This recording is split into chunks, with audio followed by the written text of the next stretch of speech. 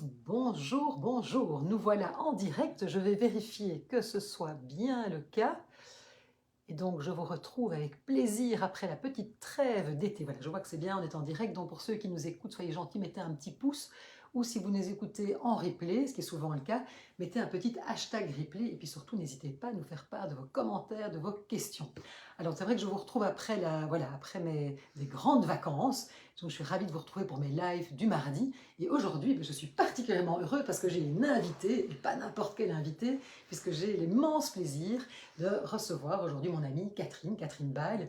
Et nous allons parler évidemment d'un sujet qui me tient beaucoup, enfin qui nous tient d'ailleurs, qui nous tient beaucoup à cœur, puisque pour ceux qui me suivent, vous savez que j'en parle quand même régulièrement, que ce soit dans mes newsletters, que ce soit dans mes séances pour des personnes que j'ai le plaisir d'accompagner. Eh bien, on va parler justement d'autocompassion et de pleine conscience. Et c'est vrai que Catherine, évidemment, j'ai eu la chance, il y a déjà maintenant, je pense, il y a combien d'années? Il y a quoi? Alors, on s'est formés ensemble, on a suivi le parcours ensemble, je pense, il y a 6 ans, Il y a puisque, 6 ans, puisque oui. ça fait 5 ans que maintenant je donne les cycles. Voilà, Donc, c'est ça, là, c'est il y a toi, tu 6 donnes. ans, on a Exactement. participé ensemble au premier cycle. Et c'était une Ouais, magnifique aventure. ouais. Et c'est vrai que moi, je le dis toujours, et c'est pour ça que j'avais vraiment à cœur d'en parler encore aujourd'hui, parce que moi, c'est vraiment une pratique qui a changé ma vie, qui a changé le rapport avec moi-même, et puis évidemment aussi mon rapport avec les autres, parce qu'il n'y a rien à faire, la façon dont on va se traiter, la façon dont on est en relation avec soi-même a évidemment aussi une influence, un impact sur la façon dont on va entrer en relation avec les autres. Alors Catherine, peut-être que tu pourrais peut-être te présenter, hein, puisque toi tu en as fait vraiment, j'ai envie de dire, une de tes activités Tout à fait. principales. Oui. Donc voilà, explique-nous un petit peu pour ceux qui nous rejoignent, qui ne te connaissent pas encore. Voilà, donc alors, d'abord, puisque j'ai diverses activités, ici on va se focaliser sur les cycles d'autocompassion. Mon activité, on va dire, principale, c'est donc d'être coach, coach professionnel et trainer coach, puisque j'enseigne aussi dans une école de coaching qui s'appelle le BAO et l'Envitel. Et dans laquelle j'ai eu la chance de Et me former. exactement, voilà. Et donc, là, ça fait 17 ans déjà que je travaille comme coach, voilà, en individuel dans les entreprises et puis dans notre chère école. Et depuis donc maintenant 5 ans, donc je donne le cycle d'autocompassion dont on va parler. Et depuis un peu plus, ça fait déjà 8 ans que je donne aussi les cycles de méditation. Donc j'expliquerai aussi un petit peu les liens entre la pleine conscience et l'autocompassion, puisque voilà, ce sont, comme le dit si bien Tara Brach, qui est une enseignante en méditation, ce sont les deux ailes d'un oiseau. Donc voilà, l'un n'est pas possible sans l'autre. Et donc justement, quand on parle, hein, parce que ici, quand on parle justement d'autocompassion en pleine conscience, est-ce que tu peux peut-être justement expliquer, parce que pour beaucoup de personnes, mais attends, mais qu'est-ce que c'est que ce truc? Parce qu'on en parle, et puis on ne sait pas trop c'est quoi l'autocompassion, la compassion, la pleine conscience. Est-ce que tu peux peut-être justement nous expliquer c'est quoi cette pratique? Tout à fait. Tout à fait. Alors, plutôt que de l'expliquer tout de suite avec une définition, ce que je vais proposer à nos auditeurs ou auditrices. Je vois qu'il y a des personnes d'ailleurs qui sont là, qui nous ont, qui sont en direct, qui nous rejoignent. Super. Et donc, je vais proposer donc voilà, un petit exercice, une petite expérience. Et en général, quand je le propose aussi, je le fais en même temps. Je propose en fait de penser à l'une ou l'autre situation dans votre vie où vous avez eu une personne chère, ça peut être un ami, une amie, quelqu'un de votre famille, qui a vécu quelque chose de difficile, donc qui n'était pas bien. Bon, ça fait partie de la vie, comme tout le monde, voilà, tout le monde, on a tous des hauts et des bas, donc simplement de penser à une situation ou à une personne, et puis, une fois que vous avez l'une ou l'autre situation, de pouvoir vous dire, tiens, oui, quand cette personne, cette amie ou cette personne de ma famille n'était pas bien, comment est-ce que je me suis comportée avec elle? Donc de prendre un petit moment pour réfléchir, tiens, quels sont mes comportements? Qu'est-ce que je lui ai dit? Qu'est-ce que j'ai fait? Qu'est-ce que j'ai peut-être justement évité de faire quand elle m'exposait ses difficultés, quelles qu'elles soient, hein. Et de penser aussi, tiens, si pendant qu'elle m'exposait ses difficultés, dans quelle mesure est-ce que j'étais à l'écoute? Si je lui ai parlé, quel est le ton de ma voix? Comment est-ce que je lui ai parlé? comment est-ce que je suis au niveau corporel quand quelqu'un qui m'est cher me partage quelque chose qui peut vivre, qui est difficile. Donc d'abord de prendre un petit moment et de se dire, tiens, voilà, tiens, comment c'est? Et puis, de pouvoir prendre une autre situation, l'expérience d'une autre situation et de penser à l'une ou l'autre situation dans votre vie où vous n'avez pas été bien. Et ça peut être de nouveau des raisons diverses, ça peut être un problème relationnel, un problème au boulot, un problème de santé, ou parfois ça peut être aussi très fort dans la relation par rapport à soi-même, ne pas se sentir à la hauteur, penser qu'on a fait un truc qui est un échec ou quoi que ce soit, mais donc quelque chose qui a généré, on va dire, des émotions désagréables. Donc prendre l'une ou l'autre situation, je me dis, tiens, quand je vais pas bien, en fait, comment est-ce que je me traite? Donc, comment est-ce que je me parle à moi-même? Comment est-ce que je me comporte? Qu'est-ce que je me dis, en fait, à moi-même, hein, cette petite voix intérieure? Et non seulement qu'est-ce que je me dis, mais aussi sur quel ton est-ce que je me parle? Est-ce que je me parle plus ou moins durement, plus ou moins chaleureusement? Donc, quels sont les comportements, les phrases, les attitudes que j'ai par rapport à moi quand la vie, voilà, m'envoie des épreuves, comme des choses qui peuvent être difficiles à traverser. Et j'imagine, que ce soit toi Valérie ou notre public, je pense que tout le monde me voit arriver. Et donc évidemment, l'idée c'est vraiment de pouvoir se dire quelles sont les différences. Hein. Quelles sont les différences entre comment est-ce que je traite des personnes qui me sont chères et comment est-ce que je me traite moi-même. Et dans les groupes, je vais dire puisque ça fait donc 5 ans, donc je pense que j'ai déjà dû avoir environ une quinzaine de groupes. Dans les groupes, ce qui ressort, par exemple, beaucoup, et ça va sûrement faire certaines choses vont certainement faire écho, c'est que très souvent c'est assez différent. En fait, oui, intéressant, il y a quelques petites différences, hein, et les différences peuvent être de l'ordre, par exemple, tiens, je me rends compte que par rapport aux autres, je suis beaucoup dans l'écoute, dans la patience, le non-jugement. Par rapport à moi-même, c'est parfois justement plutôt dans le jugement, mon juge critique qui se réveille et qui peut prendre plein de formes. Hein. Le juge critique, moi j'adore dire, il peut se déguiser dans plein de formes, hein. Il peut avoir toutes sortes de discours qui peuvent être... Il y a quelqu'un qui nous demande d'augmenter le son, je vais voir si le son est assez... Ah, super. Pourtant là, il est au maximum. Est-ce que on doit un petit peu se rapprocher, Nathalie, oui, est-ce que vous pouvez me dire si vous entendez mieux maintenant ou s'il faut qu'on parle un petit peu plus fort? On doit peut-être juste parler un petit peu plus fort. Voilà, peut-être, oui, excuse-moi, Catherine, ouais, comme non, je vois que le son visiblement n'était pas assez fort. Parfait. Est-ce que c'est mieux comme ça? Peut-être mettre un petit pouce si c'est le cas. Je vais parler, oui, sinon je vais parler plus fort en fait. Super. Oui, parce que visiblement, là, le son est au maximum. Donc, super, je vais parler un peu plus fort. Donc ce que je disais, c'est qu'il peut y avoir donc des différences en termes de comment je me parle. Hein. Donc voilà, je peux par exemple me dire, mais enfin, qu'est-ce qui t'arrive de nouveau? Tu devrais quand même aller bien, etc. Hein. Donc ne pas accepter que par moment, voilà, il y a des choses qui puissent être difficiles, ou parfois ça peut être je suis patiente avec les autres et impatiente avec moi-même, ou avec moi-même je suis tout de suite, ou je minimise aussi par exemple, oui, c'est intéressant. Minimiser, ça c'est aussi le truc, hein. L'autre j'accueille et tout, et pour moi je minimise en me disant c'est pas si grave, hein, passe à autre chose, etc. Enfin voilà, la variation des traitements peut être assez large.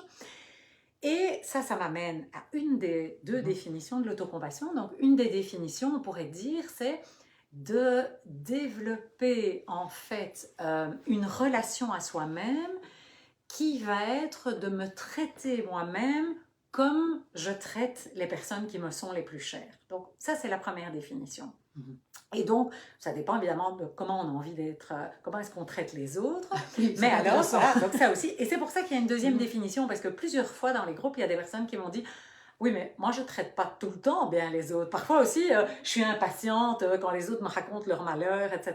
Et donc, c'est pour ça qu'il y a une deuxième définition que j'aime beaucoup qui dit de pouvoir se traiter comme soi-même comme on aimerait tellement être traité par les autres.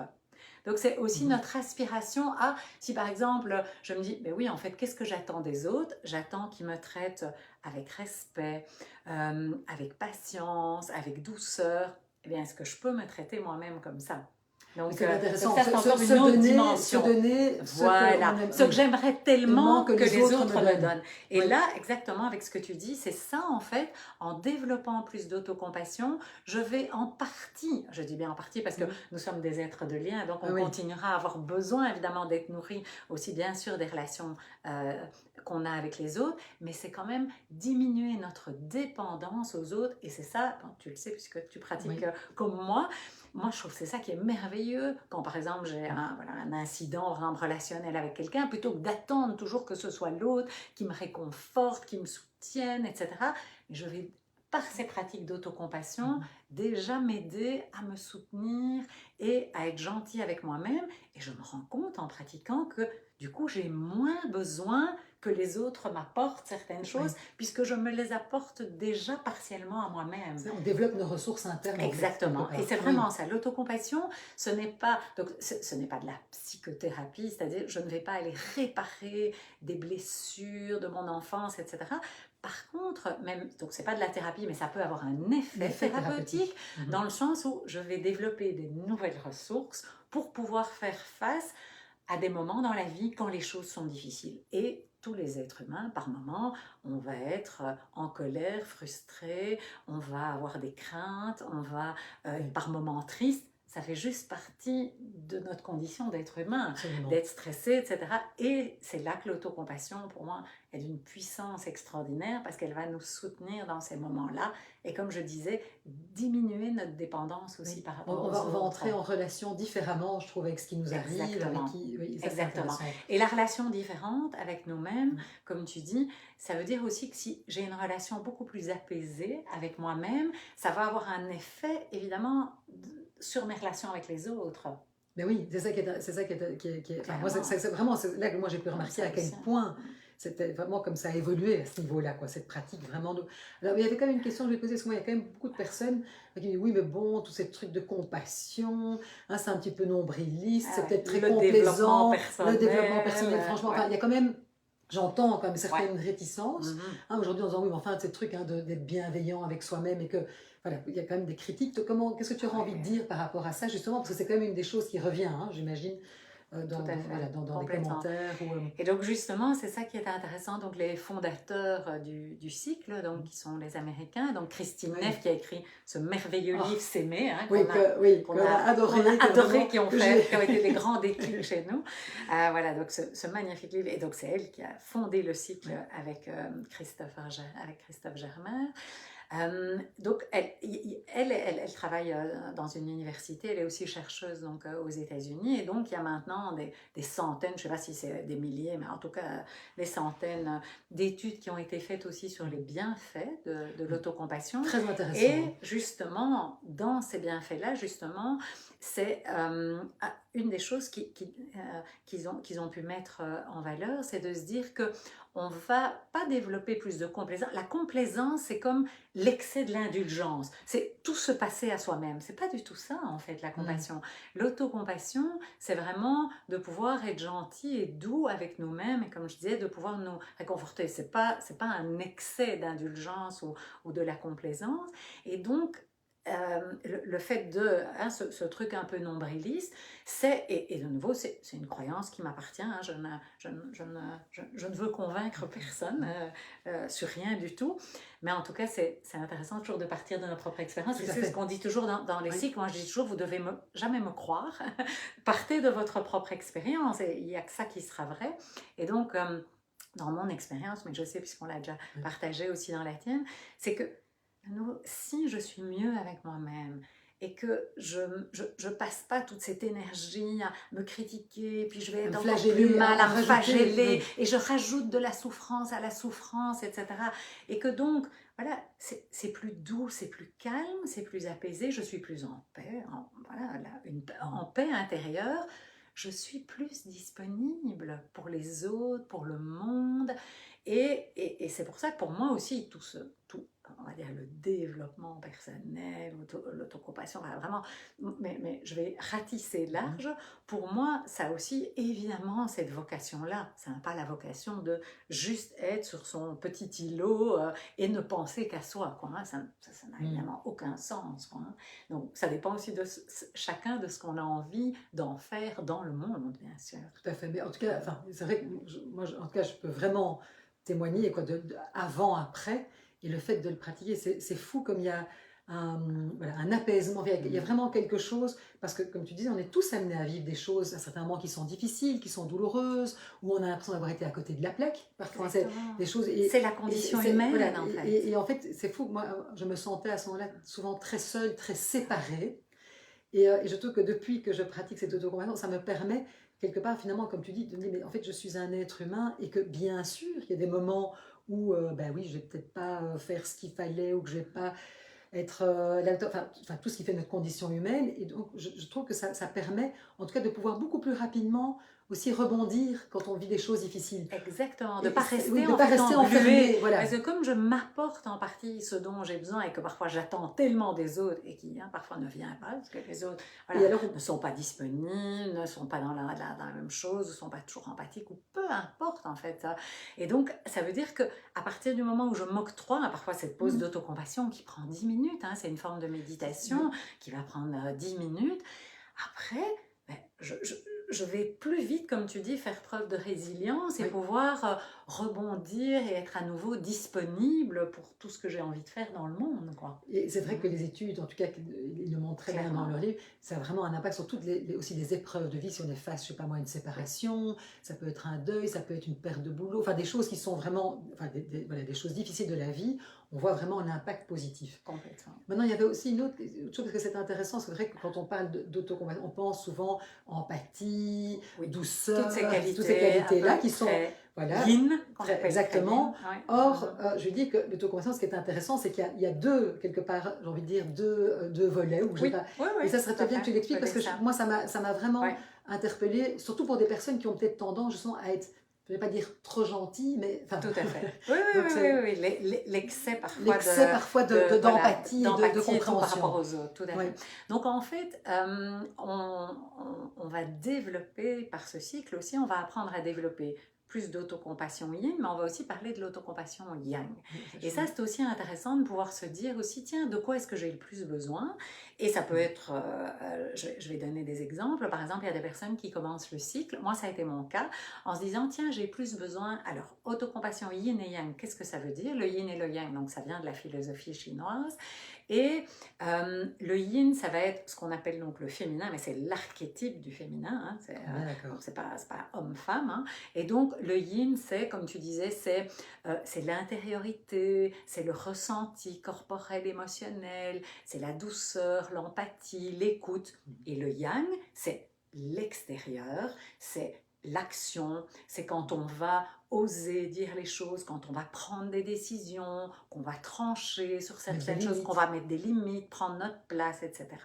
Et donc, et là aussi pour faire un lien avec notre métier de coach, on a aussi des personnes qui viennent en coaching et on peut se poser la question aussi pour nous de tiens, est-ce que chez moi dans ma vie, parfois j'ai plus besoin de développer plus de yin ou plus de yang en termes de qualité?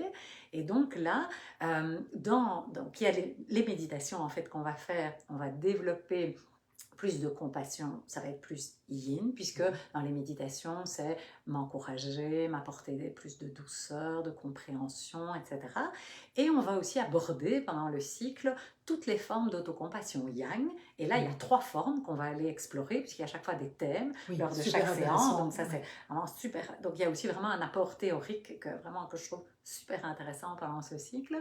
Et donc, par exemple, les formes d'autocompassion yang, rapidement, c'est prendre soin de soi, puisque donc il y a des personnes qui ont plutôt tendance à beaucoup s'occuper des autres et s'oublier. Donc là, c'est comment pouvoir plus prendre soin de soi et dans ce bon équilibre du et, hein, c'est toujours du et, soin de l'autre et soin de moi, de pouvoir arriver à mettre ses limites. Donc il y a aussi une forme d'autocompassion yang qui est celle-là, hein, qui est l'image, c'est vraiment maman ours qui protège ses petits, hein, comme par exemple dans le relationnel, par exemple mettre nos limites si quelqu'un ne nous traite pas bien, etc. Et alors, la troisième forme d'autocompassion yang, c'est comment nous encourager quand il y a des choses qu'on a envie de changer chez nous, à partir de notre voix compatissante plutôt qu'à partir de notre voix critique. Voilà, c'est ça, parce que certaines personnes disent oui, mais si je ne suis pas critique, je ne vais pas avancer. Voilà, exactement. Souvent, c'est ça qui vient. En disant, mais non, il faut être dur. Voilà, et c'est comme ça voilà. que ça va changer. De ça. Et notre voix critique, en fait, elle croit que ça va marcher si je vais être dure et que je vais, par exemple, dire, moi je parle toujours de moi parce que ça va rapport à l'alimentation chez moi, ça marche très bien. Si la voix critique dit, enfin, arrête de manger des crasses et tu sais très bien que c'est pas bon, ça. Elle a une bonne intention, mais la façon dont elle nous parle, ça ne fait pas du bien. Ça ne fait pas du bien. Voilà, c'est ça. Ça va complètement, c'est vraiment l'autoflagellation. Alors que si je peux me le dire de façon gentille et encourageante, positive, sans qu'il y ait la voix critique, sans se flageller, ben en fait, je vais tout à fait pouvoir amener des changements dans ma vie, mais ça va se faire de façon tellement plus douce et agréable que c'est ça tout le changement. Et donc ça, c'est vraiment intéressant, je trouve, de se dire... Et d'ailleurs, j'en profite pour dire un petit mot sur le... Parce qu'il y a un super bouquin. En fait, donc, pendant le cycle, il y a ce bouquin qui s'appelle... et donc, qu'il est conseillé d'acheter, le cahier d'autocompassion. Ce qui est très chouette, c'est que justement, toute la théorie est reprise dans ce bouquin-là. Et donc, c'est un super bouquin qu'on peut reprendre, puisque comme tu sais, moi, après, toutes les personnes qui ont déjà fait le cycle, il y a des gens qui viennent dans les groupes de pratique et tout ça. Et donc, on réapprofondit les thèmes et tout, et donc après les personnes, voilà, pour les personnes qui, et pendant le cycle et après, on peut chaque fois aller relire aussi certains thèmes, puisqu'on va aller dans des thèmes justement par rapport aux émotions, on va aller explorer la colère, des relations difficiles, on va aller, il y a un thème par exemple sur les valeurs, donc il y a vraiment aussi des thèmes que je trouve très chouettes. Il y a plein de choses. Exactement, donc voilà. Et comme tu dis, pour la relation d'aide, évidemment, ce qui est intéressant, c'est de le faire déjà pour soi, et après, dans nos coachings, on le sait bien, toi et moi, en fait, ça change notre façon aussi de coacher, parce qu'on a tellement de personnes en coaching, parce que ça fait simplement partie de notre culture occidentale, et on ne nous a pas appris à être gentil et compatissant avec nous-mêmes, on nous a appris à l'être avec les autres, que donc ça veut dire qu'on a beaucoup de gens aussi dans la relation d'aide, en coaching, qui ont souvent besoin en fait de développer une autre relation à eux-mêmes, voilà, qui est ce dont on parle. Donc en plus, pour toutes les personnes qui sont dans la relation d'aide, je trouve ça très chouette aussi, parce que ça peut être après un outil aussi vraiment professionnel. Quoi, je suis complètement d'accord. On peut s'en servir vraiment professionnellement. Et là justement, à un niveau très pratique, parce que là on a parlé justement de ce que c'est, l'autocompassion, pleine conscience, etc. Évidemment, c'est quelque chose qui s'apprend, qui se pratique. Donc, c'est ça qui est intéressant. Tu pourrais peut-être expliquer ce que toi, justement, tu donnes des cycles de Mindful Self-Compassion. Et donc, il y en a un d'ailleurs qui va commencer au mois d'octobre, début octobre. Et donc, vraiment, là, je peux parler d'expérience. J'ai eu la chance de pouvoir le suivre, de pouvoir le refaire une deuxième fois d'ailleurs aussi avec Catherine, et puis de faire aussi toutes les pratiques. J'ai envie de dire, voilà, de continuer à pratiquer, ce qui est fantastique. Et vraiment, enfin, moi, je ne peux qu'encourager à le faire, parce que je pense que ça, c'est vraiment, il y a un cadeau qu'on peut se faire, c'est celui-là, parce que c'est vraiment quelque chose dont non seulement vous allez en profiter, mais vous allez en plus en faire profiter votre entourage. Donc finalement, tout le monde est gagnant. Et donc, comment ça se passe? Dis-nous un petit peu concrètement. Donc, vraiment pratiquement. Donc, en fait, ce sont des cycles. Donc, ça se donne en groupe, parce que j'ai encore quelqu'un qui m'a demandé est-ce que tu pourrais pas le faire en individuel et tout. Mais il y a vraiment. C'est conçu pour le groupe, parce qu'il y a une richesse, on le voit bien dans tous les groupes. Il y a une richesse dans les partages qui aide aussi. Tu parlais tout à l'heure aussi de notre humanité commune. Parce qu'en fait, parfois, quand on n'est pas bien, on se sent seul. Et on a d'ailleurs même parfois tendance à s'isoler en se disant il y a un truc qui cloche chez moi, en fait. Et donc, le fait de partager dans un groupe, ce sont des petits groupes, c'est 10-12 personnes dans les cycles que je donne. Et donc, le fait de pouvoir partager les expériences, et chacun partage évidemment ce qu'il a envie de partager, bien sûr, il y a tout un cadre, bien sûr, de sécurité, de confidentialité, tout qui est mis. Enfin, je vois bien dans les témoignages, chaque fois, après, à la fin de chaque cycle, les personnes trouvent que c'est une richesse énorme de pouvoir vivre ça en groupe. Donc, complètement, je confirme. Donc, voilà. Donc, ça, et je trouve en plus dans les petits groupes, il y a vraiment une intimité. Donc c'est à Rixensart, tout près de chez moi, là où je loue une salle, où donc ça se passe les vendredis matins. Et là aussi, j'ai plusieurs personnes qui m'ont encore demandé si je donnais encore les cycles le soir. Et en fait, c'est un cycle qui est tellement dense, puisque chaque séance dure 2h45, donc c'est pratiquement 3 heures.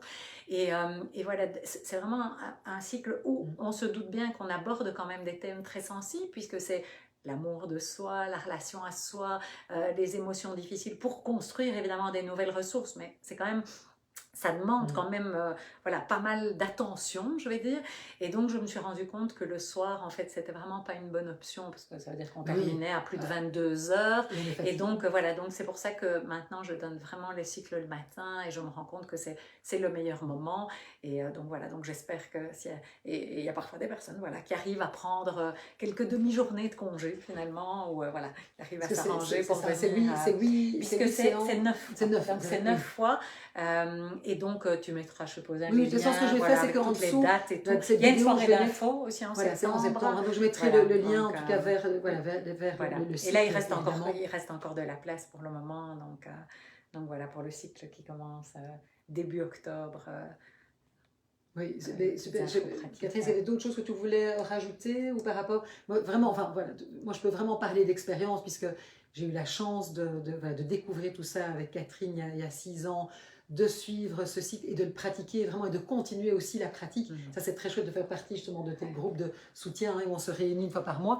Et comme je le disais, moi, franchement, il y a un avant, un après. Il y a vraiment eu quelque chose, il y a vraiment eu un chiffre. Et donc, s'il y a vraiment j'ai envie de dire, un outil, mais en tout cas une pratique, voilà, moi je ne peux que le conseiller. C'est vrai que j'en parle beaucoup autour de moi, parce que, et je me rends compte aussi que, même je pense que les gens qui me connaissent bien et qui me connaissent depuis un certain temps, peuvent voir aussi l'évolution, parce qu'il y a rien à faire, la façon dont j'ai appris à rentrer en relation avec moi. Mais comme tu disais, il n'y a rien à faire, ça a aussi évidemment une influence sur la façon dont on va être en relation avec les autres. Et non seulement ça m'aide par rapport à mon métier de coach, parce que ça, je pense vraiment, là, je le sens comme ça peut me soutenir, ça m'aide aussi dans ma pratique, dans la façon dont je vais accompagner différemment les personnes qui font appel à moi. Et je vois bien ça aussi, et dans ma vie, dans toutes mes relations. Et je me rends compte que j'ai en fait beaucoup plus de plaisir à ma propre compagnie aujourd'hui. Exactement, mais c'est vraiment ça. Comment, il y a finalement qu'une personne avec laquelle on va vivre toute notre vie. C'est nous-mêmes. C'est une évidence. Et donc, comme tu dis, moi je me dis, mais il y a quelques années, j'aurais jamais dit ça. Maintenant, je peux dire que je suis devenue ma meilleure amie. Et j'ai encore plein d'autres amis. mais clairement, d'avoir changé cette relation-là avec soi-même. Quel bonheur! Et la pratique, comme tu dis, après le cycle et tout, la pratique après, c'est la pause d'autocompassion, ça prend 10 minutes. Hein. Donc, c'est pas qu'il faut pratiquer 2 heures par jour non plus. Hein. Donc, après, pour l'introduire, il y a la régularité, hein, comme toujours dans ces pratiques. Mais je veux dire, c'est tout à fait faisable. Ce sont vraiment des choix après et qui prennent pas non plus. On peut tout à fait introduire ça dans son quotidien. Ça, c'est important, parce que parfois, certaines personnes ont peur. Ça peut être un frein. Si tous les jours, on commence à méditer pendant 1 heure, mettre sur un coussin. En fait, ici, pour moi, il y a vraiment quelque chose, c'est comme s'il y avait une prise de conscience différente, entrer en relation avec soi différemment. Et en fait, il y a même des moments où ça peut être très rapide. Enfin, je veux dire, on peut être dans une, par exemple, je me rends compte qu'on peut être dans une, par exemple, dans une interaction difficile ou quelque chose qui vraiment vient nous toucher, parce que bon, voilà, c'est la vie, ça fait partie de la vie. Et en fait, moi, je me rends compte que même très rapidement, il y a une espèce de dialogue intérieur qui peut s'installer et qui se fait très rapidement et qui me permet de pouvoir, en tout cas, réagir très différemment à quelque chose qui, par le passé, aurait pu me miner, ou j'aurais pu avoir une réaction tout à fait disproportionnée ou pas adéquate. Enfin, donc, c'est intéressant, je trouve aussi, de voir les différences. Oui. Et ça, c'est très, très... Et le fait aussi que moi, j'avais tendance, et comme je pense beaucoup de personnes, parfois, c'était un peu ne pas écouter mes émotions et un peu les enfuir. Et en fait, du coup, étonnamment, en ne voulant pas regarder, ça durait beaucoup plus longtemps. Exactement. Et le fait d'accueillir, je me rends compte... Et de les reconnaître, puisque dans l'autocompassion, on va mettre des mots, on va les valider. Et du coup, les états émotionnels passent beaucoup plus vite. Incroyable. Alors qu'avant, je pouvais rester beaucoup plus longtemps engluée, pensant que, ne voulant pas le voir, ça allait aller plus vite. Et en fait, c'était exactement le contraire qui se passait. Donc, c'est pour ça que moi, je suis tellement enthousiaste et que j'avais vraiment envie de faire de transmettre ton enthousiasme, puisque aussi, voilà, moi, ça m'aide tellement aussi dans ma vie quotidienne que voilà, j'ai un bonheur absolument infini à transmettre ça aussi dans les cycles. Le fais, parce que, toute personne qui te connaît, Catherine, en plus, je dis que tu fais ça avec... c'est enfin, tu fais ça magnifiquement bien. Avec cœur, en tout cas. Avec cœur, ça c'est évident. Et alors, Merci. il n'y a rien à faire, mais ta voix. Mm. Ça, il y a quand même, se te faire guider par toi, c'est quand même un grand bonheur. Donc merci, vraiment merci. Donc, je vais mettre Avec grand plaisir. voilà, je vais toutes les Merci indications beaucoup, en tout cas, en Valérie. toute cette vidéo. Merci à ceux qui nous ont écoutés en direct. Et puis pour ceux qui nous écoutent en replay, parce que je sais qu'il y a beaucoup de personnes qui m'écoutent en replay, soyez gentils, mettez-nous un petit hashtag replay. Et puis si vous avez des questions, surtout n'hésitez pas, ou des commentaires, ou peut-être des partages d'expériences, mettez-les en commentaire, c'est toujours intéressant. Contactez, voilà, Catherine, évidemment, et on se fera un plaisir évidemment de répondre à vos questions, et je vous mettrai en contact avec Catherine, ou prenez directement contact avec elle, mais vraiment je vous invite à vous faire ce cadeau pour débuter cette rentrée scolaire. Je vois quelqu'un. Merci, oui. Et je fais Voilà. des petits clins d'yeux à quelques-unes déjà aussi qui ont même suivi les cycles et qui, je vois, sont là. Donc, Ouais. Donc merci en tout cas pour votre écoute, et merci Catherine avec voilà, grand pour ce plaisir. partage enthousiaste. Donc merci beaucoup, et je vous souhaite une de très tout cœur. belle après-midi à tous et à toutes, et je vous dis moi en tout cas à la semaine prochaine pour un nouveau live. À bientôt.